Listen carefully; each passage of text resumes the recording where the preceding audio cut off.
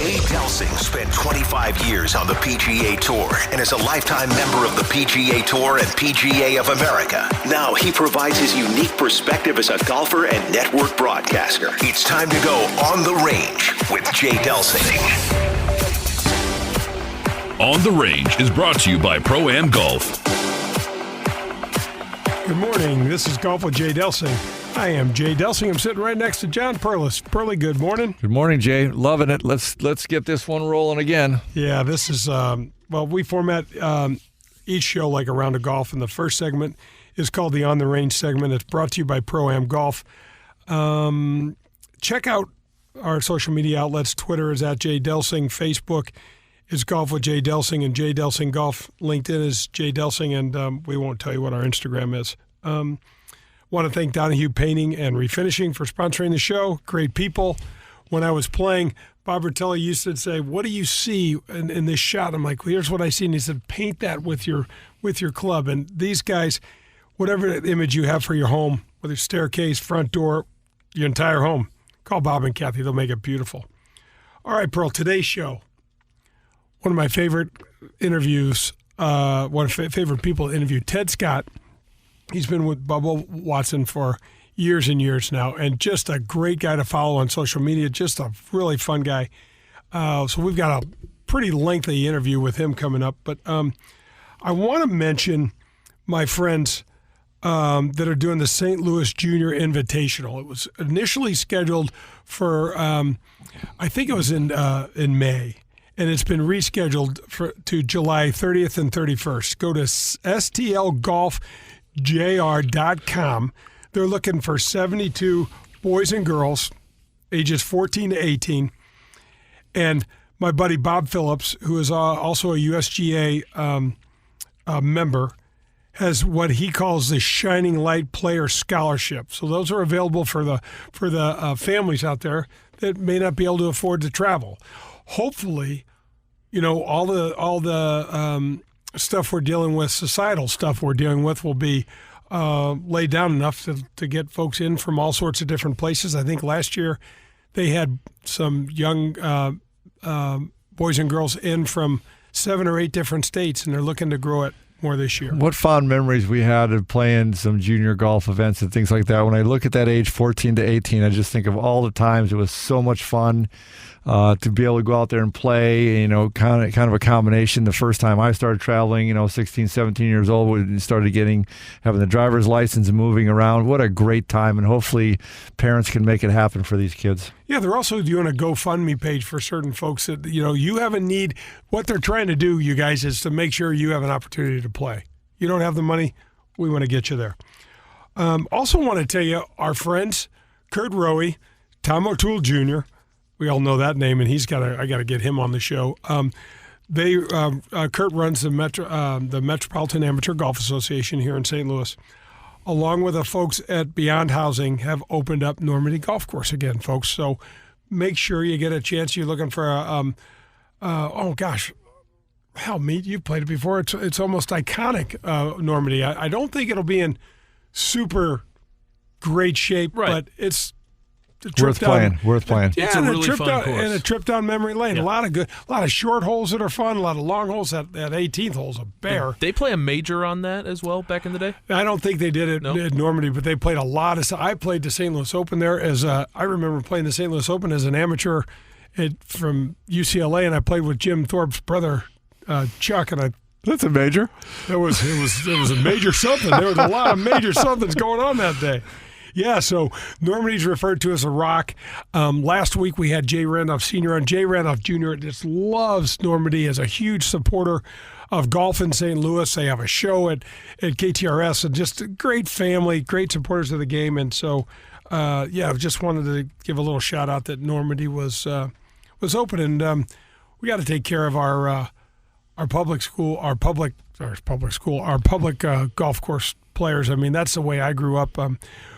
I'm putting together a program for some of the public golf courses where I can maybe get out there and do a segment out there, interview the pro. I love that. Do something like that. So that's in the works. I don't know, Pearl. When I think about the way that I grew up and got to grow up on a public golf course, I think I wouldn't have changed a thing. I think that it made me – I had no idea how lousy the golf course was that I grew up on until I got to some of these other cool places. When I started caddying at Norwood and I saw trees and sand traps, and the greens were so perfect to putt on, I was like, man, this is the coolest, greatest course I've ever, played. And then, Norwood had the East Course, which is where we caddies used to get to play. And then I get to, sneak on the West Course every now and again. Man, that was a treat. Well, I got to play some of the country clubs. I actually learned to play and played some up in Winnipeg, Manitoba. But I caddied a whole bunch, and then I get to play as well. So I have to say, I go back now to Arizona, and I play some of the public tracks early in the morning with a couple buddies. They're fun. It's a different atmosphere, and it's a different group of good guys. Yep. And with the right attitude, you're playing golf, baby. You're outside. You're whacking a golf ball. It's nice to play a really nice golf course, but it's nice to just be out there, and there's plenty of great public facilities. Yeah, so I'm putting together a program for some of these public courses, so stay tuned for that. You know what? That's going to wrap up the On the Range segment. We're going to keep it a little shorter this morning. We've got a lot of Ted Scott coming. I want you Great guys great stories to listen to Ted, and I think you'll enjoy it. This is Golf with Jay Delsing. Come back, and we will be on the front nine. This is Dan McLaughlin, TV voice of the Cardinals. St. Louis is one of the best sports cities in the country. We also have a tremendous history of supporting professional golf. We're excited to bring professional golf back to St. Louis with the inaugural Ascension Charity Classic, September 28th through October 4th at beautiful Norwood Hills Country Club. Legends like Ernie Els, Fred Couples, Jim Furyk, Steve Stricker, and many more will be in St. Louis. For tickets and sponsorship information, head to AscensionCharityClassic.com. That's AscensionCharityClassic.com. Are you tired of forking out the big money, all those dollars on golf balls?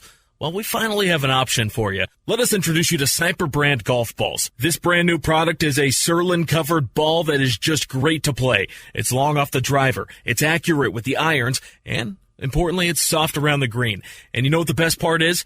It's just $23.99 for a dozen. That's right, $23.99, and a portion of every sale goes back to a military or law enforcement agency. Find Sniper Brand online at thesniperbrand.com. Plus, you can follow them on Facebook, Instagram, and check out their entire line of golf products on their website, thesniperbrand.com. And don't forget to check out the Sniper Brand logo. You're going to love it. I want to give a huge shout-out and thank you to Whitmore Country Club for sponsoring my show, Golf with Jay Delsing, again for the second year.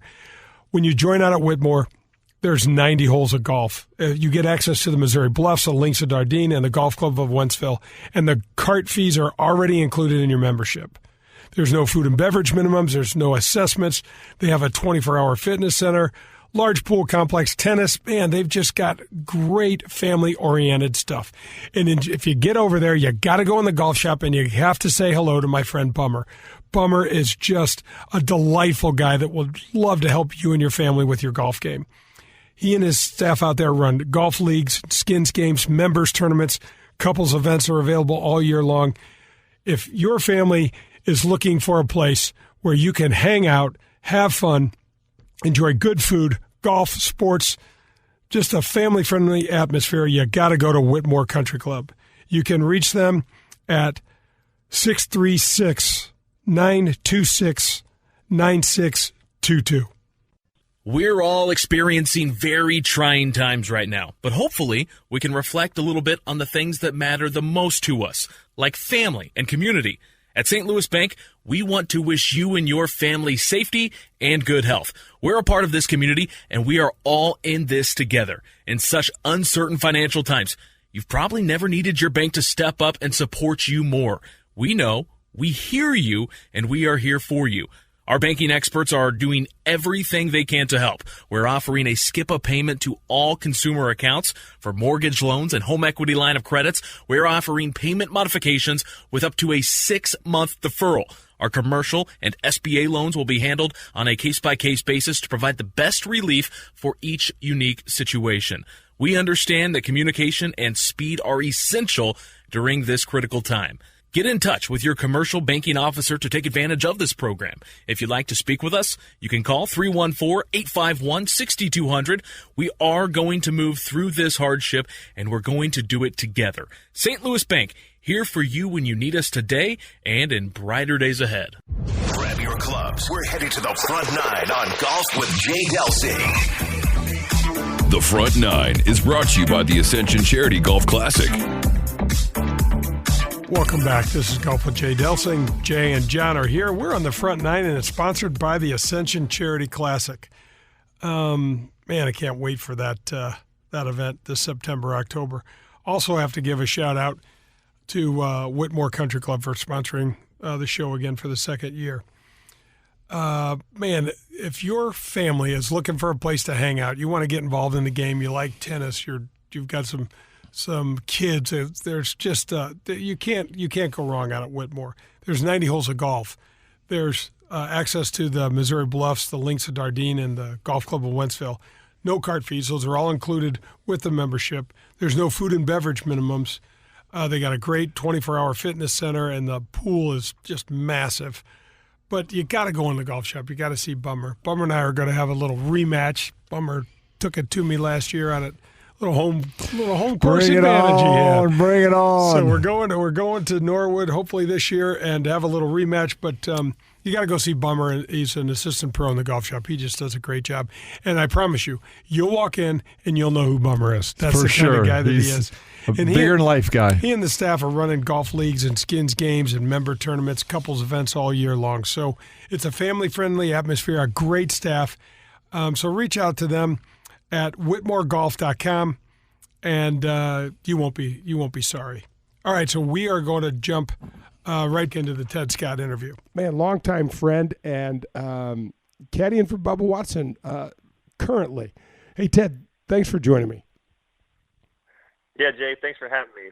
As you both know, we have lots of time to talk right now, so this is easy. Yeah, man, what a strange time of life, Ted, hey? Yeah, this is something like I don't think any of us have ever experienced, just a really eerie feeling about this whole deal, what's going to happen. And I think a lot of people are concerned, probably more with the economic impact other than even health. I think a lot of people will be affected that way. So it's tough times, man, for a lot of people coming up, I believe, and hopefully we'll get through it quicker than we realize and look back and say, all right, let's move on. Ted, you're one of the more there are some great stories on the PGA Tour, not only for the players, but the caddies have some just fantastic perspective on things, and that's kind of what I wanted to do this morning. What do you think, just because of this coronavirus and all this craziness, what do you feel like Bubba's doing? Is he just logging a bunch of family time? I know that's so important to him. Yeah, Bubba's he's a great family man. He's very close to his wife and kids. And, he always talks about, man, it's hard to leave. In recent years, I think when you first get on the tour, and you probably experienced that yourself, you're excited to play and it's kind of all about you. It's your new career, your new job, and you're putting all that energy into it. But it seems like players slowly shift to realizing what's more important, and that's family. But, Bubba's kind of, since I've known him, always put his wife and kids first. So, it's definitely high on his priority list, and I think in recent times it's been even tougher to leave to go play golf tournaments than in the past because his kids are at an age where they're at that don't leave, Daddy. That's really hard, man. I know you've experienced that, and it's tough. Even I have. It's very difficult to leave your family when they don't want you to. So. Ted, my girls came up to me and said, Dad, we got this great idea. We're going to open up a lemonade stand so you don't have to go play golf to make money for us. That's a genius. Well, they sell some good lemonade if they can replace your income as a tour player. That's going to be awesome. Well, back then we didn't make what you all make now, but it was still really fun, and I sat them down. I mean, it was just so hard not to laugh and cry at the same time. Yeah, seriously, man, that's tough. I remember my little girl when she started, please don't go to work, Daddy. I mean, I would leave the airport with teary eyes, just trying to figure out, why am I doing this again? But then you realize that it's a great job and it's a great way to provide. And, fortunately, we do get so much time off in this job that, I'm a little bit used to being home for a week or two at a time, So I think the first few weeks of this will feel normal to me, but then after that it's going to start getting to where I think I'll be like everybody else and wondering, how long is this going to last and what do we do next? Yeah, right. So, Ted, you've been caddying for just over 20 years. Talk us through a little bit about the early stages of your career. And I know you were a great player. I also know you were the 1994 World Foosball Champion. You got to tell us a little bit about foosball, man. Yeah, well, I started caddying just to kind of the same way I started playing foosball. I've had a philosophy since I was young. I don't know if someone taught it to me or not, but if you want to get better at something, you find people who are better than you and spend time with them. So, I just turned pro to teach golf, and one of my friends gave me some money and said, you should try to play because you're playing really well. And so I was like, okay. So I was practicing real hard my game, and the Web.com tournament comes through my hometown every year. And so I just said, well, let me go out and try to caddy for the week and see what I need to work on in my own golf game and see what these guys are really good at. Maybe the pro let me pick his brain, if I get somebody in there.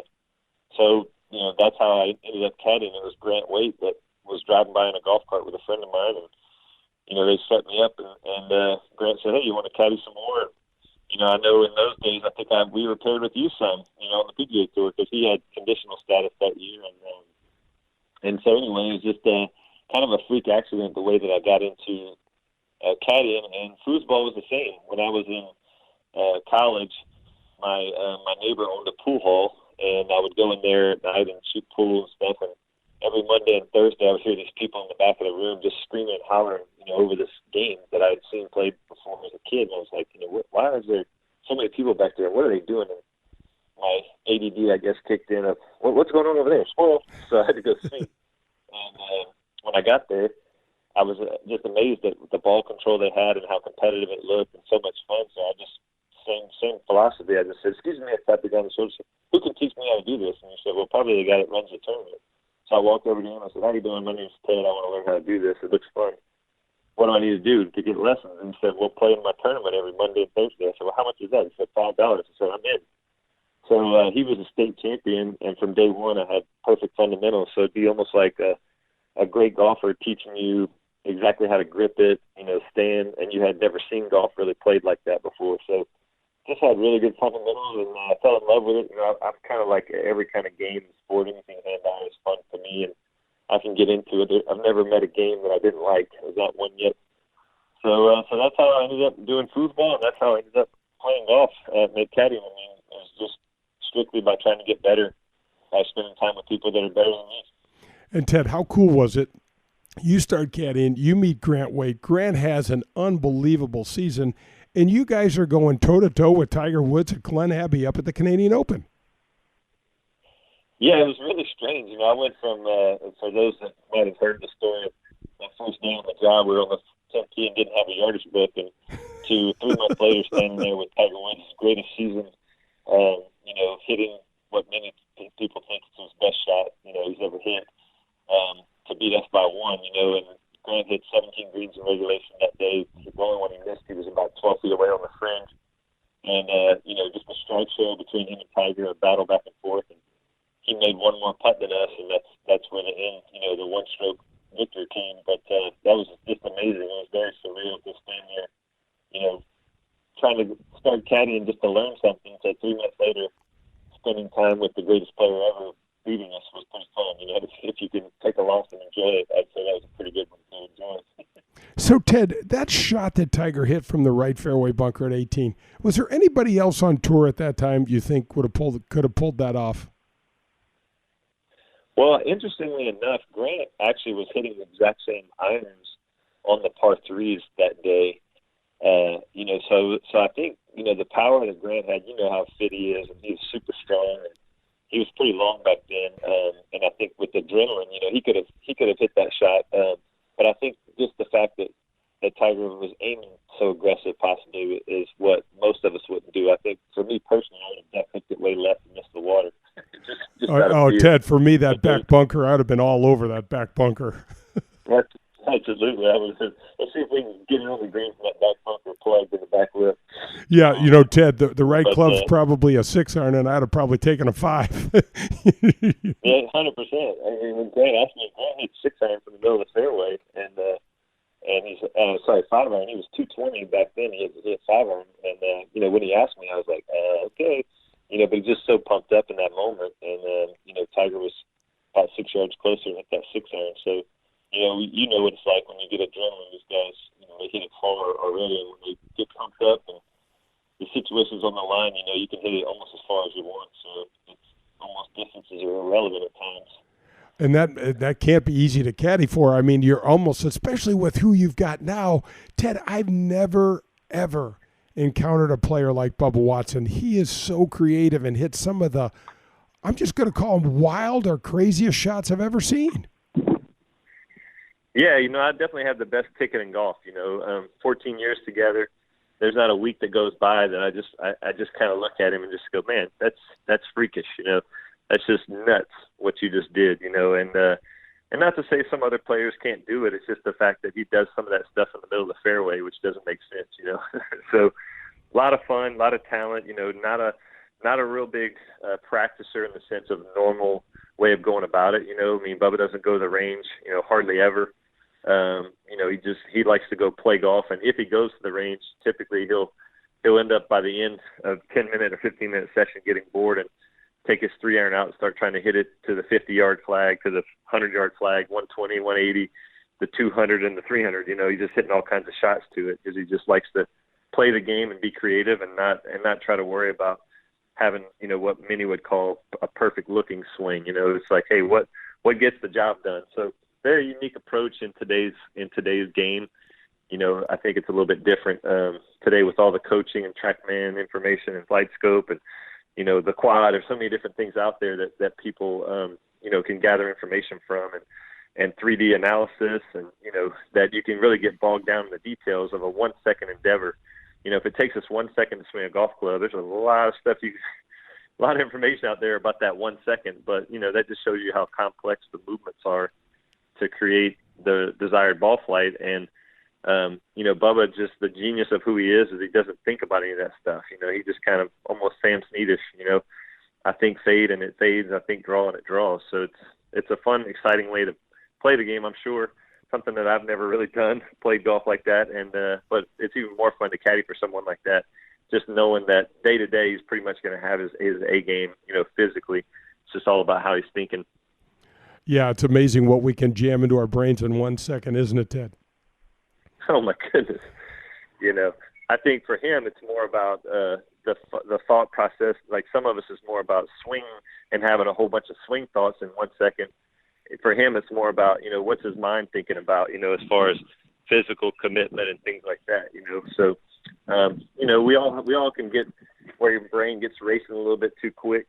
But for him, at least when he's not under pressure, there's never any doubt with the physical skills, and it's just fun to watch. Like I said, I've just seen so many shots over the years that it's just going, okay, I'm not sure how you did that, but you did. So, fun to be right there watching it, in person. Guys, I am sitting here talking to Ted Scott. He is currently caddying for Bubba Watson. And Ted, walk us back a little bit to the first couple rounds with Bubba. You had to feel like, what am I doing out here? Am I helping him? How do I help him? And because he plays a game, that no one else does. Yeah, it was really funny. The very first day that I ever worked for him, his previous caddy, the only caddy he had on 3 years on the web.com, and the guy even caddied some on the mini tours from.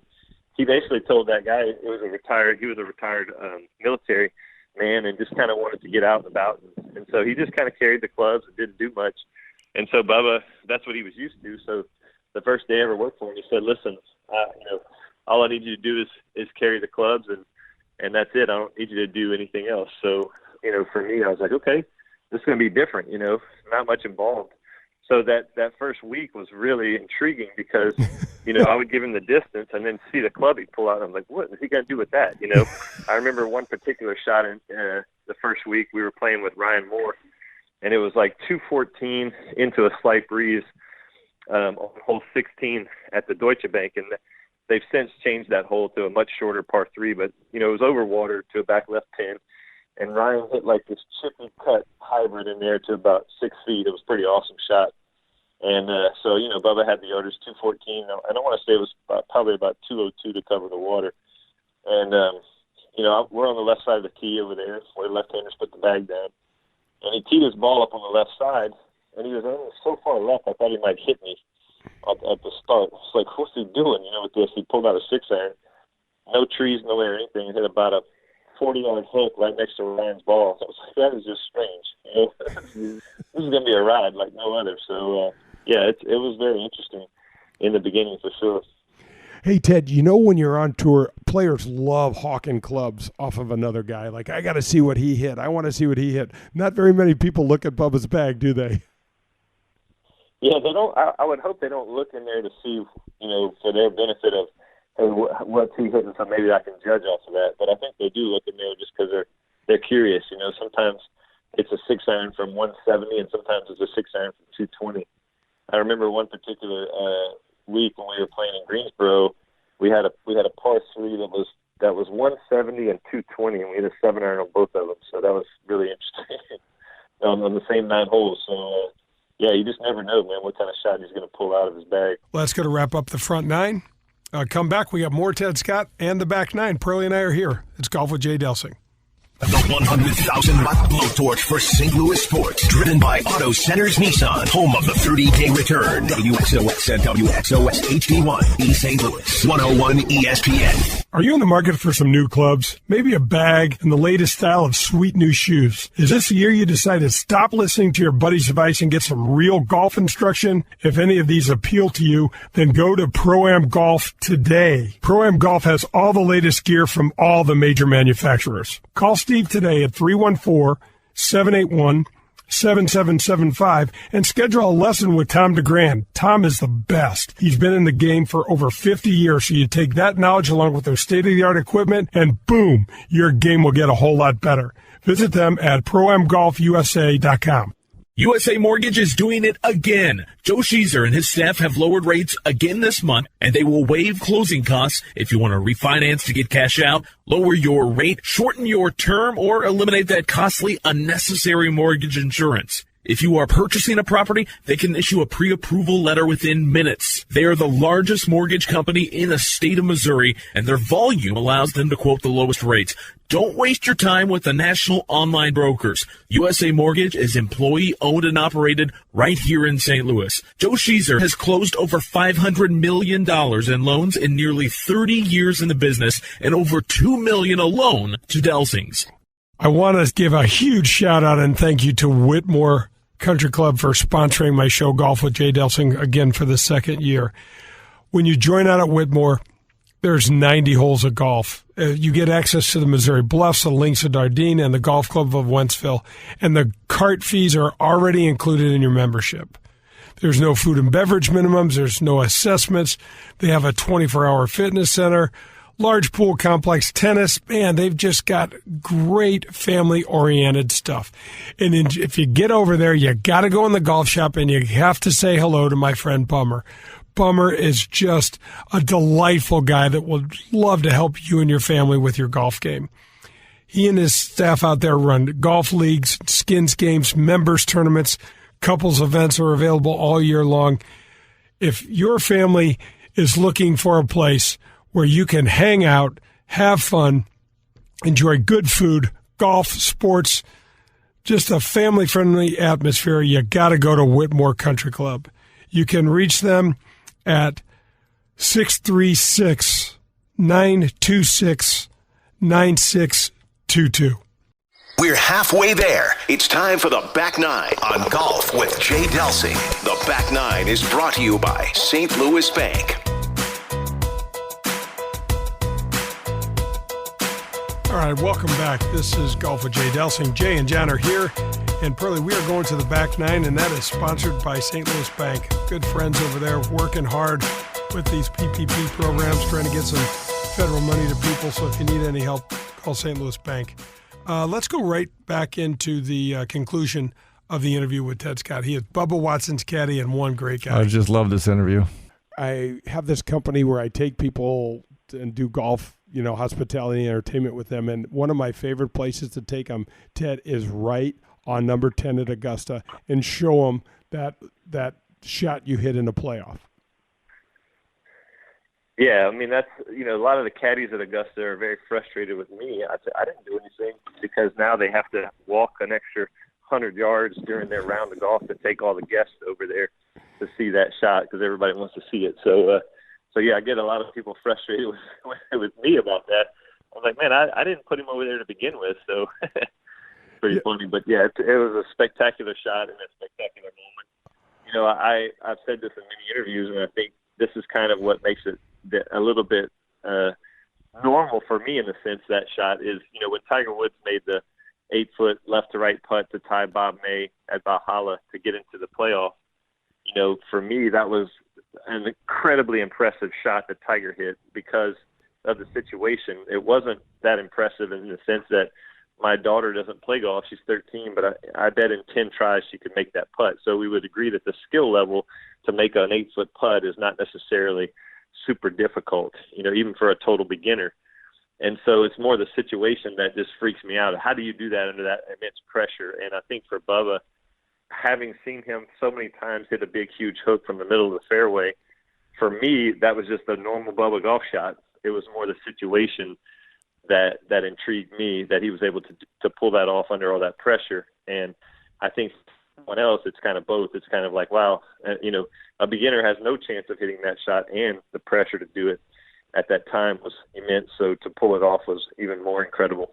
Well, Ted, the fact that Bubba's left-handed and had a short iron that he can hook, because, folks, we can keep a short iron in the air much better and hook it a lot of way, quite a bit, but we cannot hit fades with short irons and keep them in the air. And the fact that a right-hander would have been hitting some sort of fade would have just eliminated every single right-hander on the planet. Yeah, absolutely. Matter of fact, he's taken me to play golf there a couple times, and I was like, I got to go try it, and for me, trying to slice a 7 or a 6 iron from there is about near impossible, So, I think that's kind of the first part of it is you have to have a lot of speed, and like you said, you have to have it has to be the right number for the club at hand, And it was the perfect storm. The ball was slightly above his feet. The ball was, sitting on pine straw that had been walked on, and there was an opening to get out of the woods that was plenty great enough where you're never really worried about hitting anything on the way out. So, in a sense, there really wasn't anything in the way as far as where the ball was going to fly. It was just a matter of how much are you going to hook it, right? Yeah, just incredible. I could still remember that shot. Ted, is there one thing – there probably can't be one shot that sticks out in your mind. Is there one thing that you can go back, and it's kind of a 2-point question. Is there one thing that you remember, maybe it wasn't even with Bubba, maybe it was Zazinger when you're caddying for Paul or Olin or the other great players you played with. Is there one thing you remember that you go, man, what a great thing I said to him? And then can you walk that back also and go, oh, man, that was the dumbest thing I've ever said. I shouldn't have done that. Yeah, boy, I think the latter part would be there's plenty of those things to say. I kind of have a saying that when a player is playing phenomenal, you really just shut up and watch. I don't think that you can really help a guy when he's on fire much, other than just believe in him. And if he knows you believe in him at that moment, he's going to do well. But when they're not playing well, that's when you might have some influence. To maybe dig them out of a hole mentally, or see something in their swing that's a little bit like, man, you're not finishing your turn or whatever. Your aim is different than normal your ball position. So, I think as a caddy, when Tiger Woods was playing in 2000, I think, his grandmother could caddy for him. He probably would have won a lot of tournaments because he was just so darn good. You know what I mean? But in a sense, for me, Paul Easinger, when I was caddying for him, when they just started doing the sign where it said, the projected cut, and we were at the Deutsche Bank, and Zinger was just a ridiculous chipper. I mean, obviously you know that. And when I worked for him, I helped him a little bit with his putting. He was struggling a little bit when I went to work for him, and he thought I was a great putter. So he was like, man, you putt awesome. But I was like, man, you chip awesome. So we were kind of sharing secrets or whatever. And I remember we were on the 32nd hole, which is the 9th hole at the Deutsche Bank, and TPC Norton, and he pulled TPC Boston. He pulled his tee shot, the dog leg left, and he was trying to draw his tee shot, which was a fader, to kind of get a closer iron shot. No one needs to make a birdie to make the cut. So he pulled his tee shot to the left, and then the next shot he's got a hook, so he hooks his iron up there just short in the fairway, probably 5 yards, maybe less. I'd say 10 feet of fairway, and then the green, and the pin was kind of on the front. So he asked me, he says, "You think I ought to chip this or putt it?" And all I said was, you don't think about stuff you're saying at the time. It's nothing profound, but I just said, well, if it was me, I would putt it. But because it's you, I would chip it. And he goes, perfect. And he pulled his sandwich out and chipped it in to make the cut and gave me that hard high five that he tried to give Patrick at the Ryder Cup that they missed so many times. And he said, man, that was the best conversation ever, But, sometimes you just say something, you don't know how they're going to take it or how it's going to work out. But in that particular moment, I remember him, just kind of freaking out. And then one other really cool thing that happened to me in that sense was when Paul Tesori's son Isaiah was being born. He wanted to be home, so Webb Simpson asked me if I would caddy for him at Maui, and it was really cool because there was one particular putt that Webb had on Sunday, and he was in contention to win, and we read it. He got in there, he backed away, and he said, "Come here for a second." And he just kind of doubted himself, and I don't even remember what I said to him, but he went back in there after I talked to him, and he made the putt, and it was really cool. He sent me an email saying, "Man, that putt really kind of put me, in a great frame of mind because of what you said." So words are important, and many times, I try to forget these, so forgive me for not knowing, but I'd say many times I've said stuff and thought, why did I say that? And then, after you say it, your pro's like, please don't say that or whatever. So I think it's easier to mess people up than it is to help them, because like I said, when they're playing well, you almost just need to shut up, and when they're not playing well, they can kind of need some help, and they're tense and stuff. So, words are important, and you have to learn what words trigger your guy to play well and what words, don't really do so well. One final thought would be when I worked for Paul Azinger the first day, I was like, "Get down, bite!" He's like, "Don't ever talk to my ball again," because that bothers him. And then with Bubba, I can say, "Get down, bite," and he's okay with it. So, you guys are all unique, and I'll say we're unique. Yeah. So, it's just one of those things where, you have to find that relationship that works and brings the best out of you, Yeah, Ted, what's interesting is not even what you say sometimes, it's how you say it. You need to be convicted with what you're saying. Yeah, it's true. I think, you look at a guy like Steve Williams, who's had tremendous success. He just seems like the guy that, he almost takes the impression like he's the one hitting the shot. He's so confident in what he says. When I be out with Bones, and talking to Phil, or listening to him talk to Phil, Fluff, when he reads a putt, I notice he looks into Jim's eyes like, "Hey, right edge, Jim," and that's the kind of conviction that I've tried to learn over the years. In the beginning, maybe I didn't have that, and just trying to get better every day, And it's hard because when you're wrong, then it's harder to be convicted the next time. If you're like, "Dude, this is right edge," and he hits it right edge and it breaks a cup. Like, that wasn't even close. But, the next time you got to sell it again. And that's the difficulty in the job that we do is that, we're like weathermen. We're not right very often, but you still got to sell it like you believe it, Well, but that's why personally when I play, I don't like people reading my putts because I'm an instinct putter, and I feel like my instincts are better than your words, and if I get confused, then I'll ask for help. And I think sometimes guys on the PGA Tour ask for way too much help. It's like, here you got Joe King who can shoot 75 on any given day, and you can shoot 65, and you're asking every single shot, should I hit driver? Should I tie my left shoe or my right shoe first? But that's just nerves, So being able to recognize when the pro really does need help and whenever he's just nervous and not trusting himself, And so that's a skill as well. It's like poker, right? They're not going to tell you that they're nervous or doubtful, but if you can pick up on it, then you can be like, dude, sometimes I told Bubba, listen, I'm not reading another putt today because you're a great putter. Why are you asking me on every single putt? Stop it. You know what you're doing. And then that gives them the confidence to remember, like, yeah, I got my name in my bag and I've won, 13 times. And yeah, you're right. I am good at this game, versus if I'm in there reading every putt and then he's doubtful, he might take every single one of my reads and my speed is different than his speed, and he doesn't make any putts that day. So, it's such an interesting dynamic. what it takes to be successful, and it's constantly changing daily. You have to adapt.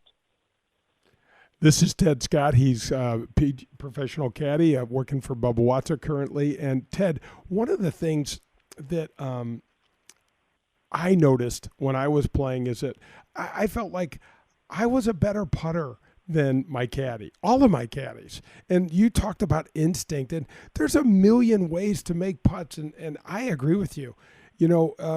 I would tell my caddies all the time, just tell me what you think. Don't say maybe, don't sound, and it's much, much more difficult than you would imagine.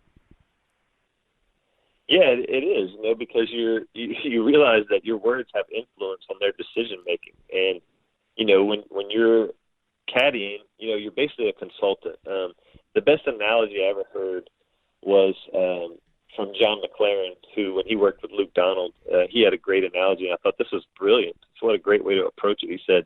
He said, imagine that you and I are trying to buy a stock. Or I have a stock that I want you to buy, and you have a stock that you want to buy. And so I'm going to sell you on my stock, and you're going to sell me on your stock, and then you make the best decision possible based on which one you think is a better buy, at this current point in time. So whether you're picking a club or a target or a putt, it's really, you have to take the emotion out of it and decide, just listen to the information and then listen to your own information and decide which one of those sounds more likely to produce the results that we desire.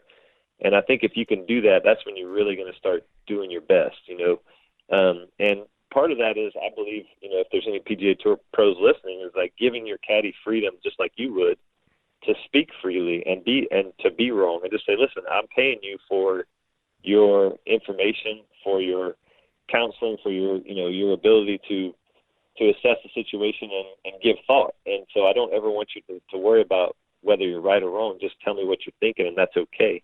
That was one of the things that Webb told me that week, and that's very reassuring.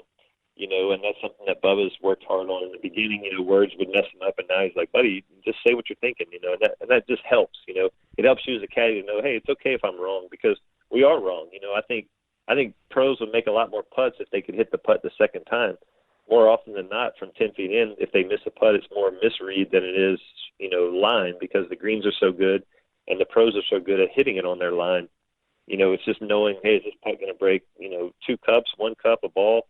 And when you know that already, it's pretty easy to make a putt, But when you don't know it, think of the scramble. You go play a scramble, you're the fourth guy, Jay, because you're the best player in the scramble that you get invited to. You all read the putt. Rarely does the first guy even come close. Everybody's like, I like a cup, and that guy putts at a cup and doesn't make it. The next 3 guys have a really good chance because now they know what it actually does. Yeah, without a doubt, Ted, and speed, and there's just so many. Some guys like Ben Crenshaw, one of the best putters of all time, like the ball to fall into the hole in its last roll. Other guys, are super aggressive and love that. Willie Wood likes to hammer the ball and have it jump, hit the back edge of the cup before it hits the bottom. So lots to take to account there. Ted, talk a little bit about how much better life on tour has become for caddies in the last 15 years. Man, it's a whole different world. I can remember Memphis in particular. When I first started, Memphis was one of the first few tournaments I caddied in the first few months. And I remember, Grant saying, hey, I'm just going to go inside and grab something to eat real quick. And, I'm looking around. I think Pronto Pups was the only thing available, that was available to us to go purchase. And there was nowhere to hide from the sun. It was, 100 degrees and just you're out there sweating and, no food provided, nowhere to hide from the sun. Parking was terrible, that kind of thing. So I also remember one time at Reno back in the first few years where, I really had to use the bathroom. I just had to go pee, and there was no portalets anywhere near the range, anything. There's no outside, nothing close. So I went to the pro shop, and I'm at the golf clubhouse, and security wouldn't let me in. I said, look, I just got to pee, man. I'm a caddy. There's no, look around. Show me a place to go. I'll go. I just need to go. You want me to pee on a bush? And he's like, I'm sorry, I can't let you in here. And, I just said, screw it. I'm going in. And, they're not going to touch me. And I went in, and broke the rules. But the bathroom was 10 feet behind the guy. He's just doing his job. And that was kind of a, very frustrating moment because, I got to go pee, man. That's all I need. I'm not trying to steal anything. But now, it's we're way more included. Jay Monahan is a hero of many caddies. He's really, since he's taken over, has been much more generous. And many of the tournaments have really reached out to us on, hey, what can we do better for you, in the years. And so now, we're getting spoiled. Sometimes it's like, I think we take stuff for granted. It's getting to be so good for us at many of these tournaments. And they're going above and beyond what we've ever, dreamed of and expected. And I think ultimately you just have to have a grateful attitude no matter where you are in life. I was very thankful to be on the PGA Tour caddying when there was no portalette and there was no food. And I've never been one to complain. You won't ever hear me say, I can't believe where parking is or whatever, because, I always think of there's always someone less fortunate than you no matter where you are in life. And so just be thankful of where you are today and be grateful for what you do have, not what you don't have. But it is fun and it is comforting to see that they do care and they are trying to improve our conditions. And it's not even the same world that we live in now. It's so different as caddies. How much better our lifestyle is on the PGA Tour. It's pretty awesome. You have some phenomenal stuff out on social media. I love the stuff that you do for the Travelers up in Hartford. Tell our listeners how they can get in touch with you, watch you, follow you on social media, look at some of your cool videos out there. Just let us know. Yeah, my handle for Twitter and Instagram is at J as in John, J Ted Scott. And I kind of have a few goals with my social media account. Number one is to be a positive voice. There's so much negativity and hate on social media, so I kind of let people know, if you're going to say something negative on Instagram, I'll delete it. And if you're going to say it on Twitter, then I'm just going to block you, because I'm not into that kind of stuff. I'd rather try to change the world by loving on people, even people that are difficult to love on. So that's kind of my first thing. Second is, when I get to spend time with the best players, coaches, caddies in the world, it's a great way to learn.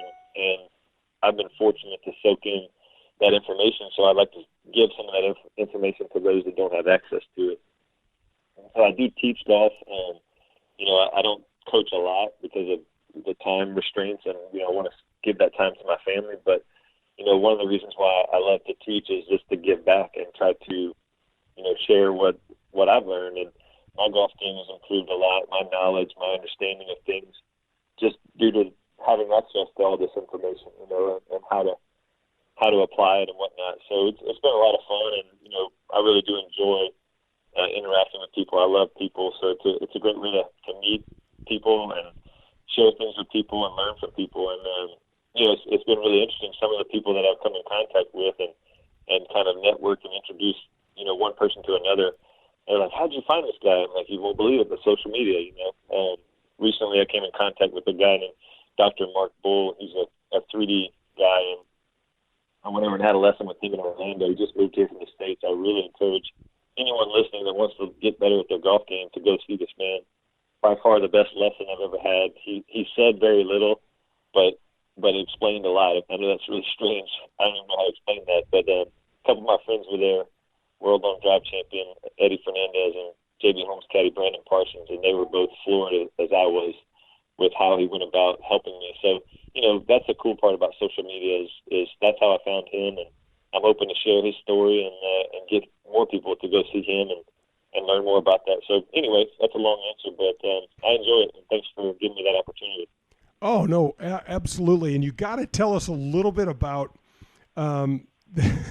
riding in the golf cart out in Hartford. Folks, you've got to pull this stuff up on YouTube, but you're basically getting interviewed, and you guys are driving the range picker.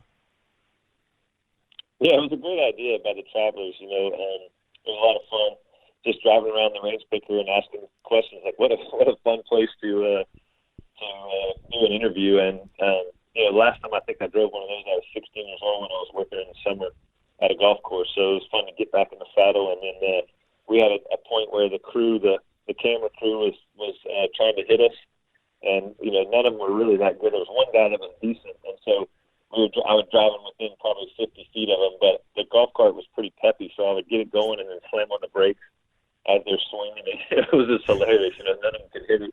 So that was fun, just to get an opportunity to do that. It was a really cool idea, and a fun day, and that's the kind of stuff I love. I like to enjoy life and share information, and that's got to do two of those things with a great company and a great tournament and Travelers. Okay, that's going to do it for the back nine, and that's going to do it for the Ted Scott interview. Don't go away, Pearlie, and I'll break that down for you on the 19th hole. This is Golf with Jay Delsing. This is Dan McLaughlin, TV voice of the Cardinals. St. Louis is one of the best sports cities in the country. We also have a tremendous history of supporting professional golf. We're excited to bring golf back to St. Louis with the inaugural Ascension Charity Classic, September 28th through October 4th at Norwood Hills Country Club. Don't miss your chance to see PGA Tour champion legends. Proceeds will benefit St. Louis area youth, including the Urban League, Marygrove, the Boys and Girls Club, and more. For tickets and sponsorship information, head to AscensionCharityClassic.com.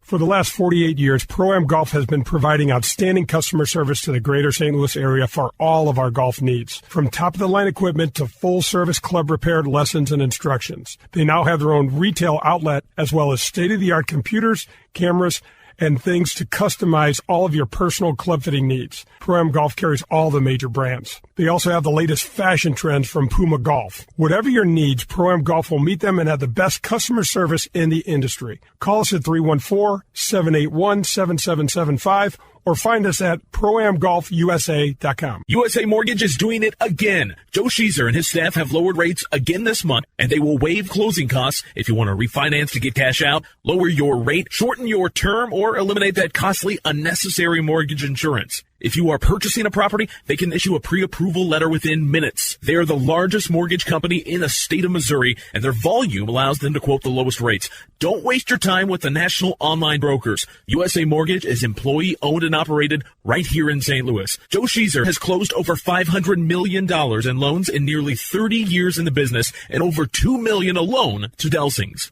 I want to thank Donahue Painting and Refinishing for supporting the show. When I was out playing golf, in my mind, I would see a picture that I wanted, and I'd try to hit the shot the way it was painted in my mind. The way you see your home is what Donahue Painting and Refinishing can make your home look like. Grab your friends, a cold one, and pull up a chair. We're on to the 19th hole on golf with Jay Delsing. The 19th hole is brought to you by Sniper Brand Golf. Welcome back. This is Golf with Jay Delsing. I'm your host, Jay. I got Pearlie May with me, and we are at the 19th hole. Okay, so Ted Scott. Man, I had so much fun. I said to him, I've got to cut this off, man. I could literally talk to you for 3 hours. I thought it's the best interview you've ever done. He may have been the best subject you've been ever able to interview. I thought it was fascinating. The whole thing that he was a world champion or whatever it was as a foosball guy. Yeah. To me, that struck me as something. It doesn't matter. If you're the best in the world at something, I don't think I care what it is. It's saying something that you're the best at something. Not that it matters, right? But it matters that you've accomplished that degree of something. Well, it also tells you what this guy's like. He's watching people play foosball, and he asks how to pick it up, and it's kind of, like, oh, okay, I'll take a stab at that, and he winds up being a world champion. And it's easy to say, hey, I'm going to go and hang around the people that do it best so I can learn more. And we all have heard that before. It takes a certain courage and a certain person to actually do it. And he's that guy, whether it was his golf game or foosball, whatever. I love that. There's a certain vulnerability, a certain level of courage that takes, and he did it. I can't wait to get to talking about some of the parts where his communication with Bubba, and then he talked about the other guys he caddied for. It's huge. It really made me think of something when I caddied for you. But anyway, take this wherever you want to take it. I'll try to work that in. No, that's fine. What my takeaway from it was these relationships, these player-caddy relationships are so much more delicate than people even know. And it's really delicate because we players are out of our minds out there, with just the stress of playing, and there's so much on the line, and it's usually, one guy gets the win, and that's it each week. And Ted has done, just some incredible things. And I mean, he said to me, he goes, look, I said, I see all over social media, and he goes, anybody that's hating, I just unfollow them immediately. I click them off of my thing. I guess there's a way to do that, and I don't do. And he said, I'm only about spreading the good, and I want to, tell the fun stories and tell everybody how, how fortunate I am. That's cool. That's very cool. Yeah. Very cool. Yeah, you said a couple things relative to that. I think it's awesome. Yeah, you can see kind of how he fits in the Bubba world. Yeah. Yeah, he does. And Bubba's first of all, Bubba does some incredibly great things, with charity and with donations, with his families and things like that. He's just quirky, and there's been talk, like you saw trees were talking to him or, just some odd things like that. But hell, if everybody held me accountable to some of the things I said on the golf course at certain moments, I'd be like locked up. Well, yeah, and he might just say more things that a lot of us wouldn't say. Not that a tree talks to me, but there's certain things I'm not going to throw it out there, and he seems to put it out there. Yeah, right. So tell me a couple of the. Well, he kept talking. He kept talking about putting, and giving his opinion. And the fine line between, you don't want to sound wishy-washy, that kind of stuff. And I started thinking, I don't think I ever had that problem off the green. What should we hit from the tee, Pearly? Is it a 6 or a 7 iron? I don't think I ever had a problem being very decisive, very clear with my opinion, right or wrong. Yeah. I could live with that. But I struggled on the greens. Yep. I absolutely struggle because of, like you said, speed. There's a lot of different things, and I never found a comfortable way to do it. I just didn't. And I can remember I would read it or whatever the case is, but it just didn't fit like the rest of the round would for me, even the prep, even the talk afterwards. That was always comfortable. Having confrontation with you, having a tough conversation, being straight with you. Something about being on the greens really made it hard. Well, John, we both know. Remember when you were a kid and you're putting and there's dew all over the greens and you knock a putt in 3 different lines. Yeah. There's so many different ways to do that, and the problem is the challenge for us was I knew you wanted it every bit as much for me as I did, and when it didn't go right, you're always looking for some. Yeah, you cut it when it didn't go right. That's what happened. I was trying to blame Pearly, and Pearly was blaming me. And the next thing you know, we were 3 holes down. And I can't believe it broke the other way. Well, you cut the daylights out of the dang thing. Do you want me to change that ball out? Oh my gosh, we had some very interesting conversations. But the one thing that we did have at the end of the day, the problem for me was I would just be so into it. That I had no real rationale until, maybe an hour after I played. Yeah. Because I'm like, John, I didn't hit that putt well. It came off the toe of the putter, but at the time I was just amped up. I wanted it to go in. Yeah. And so we...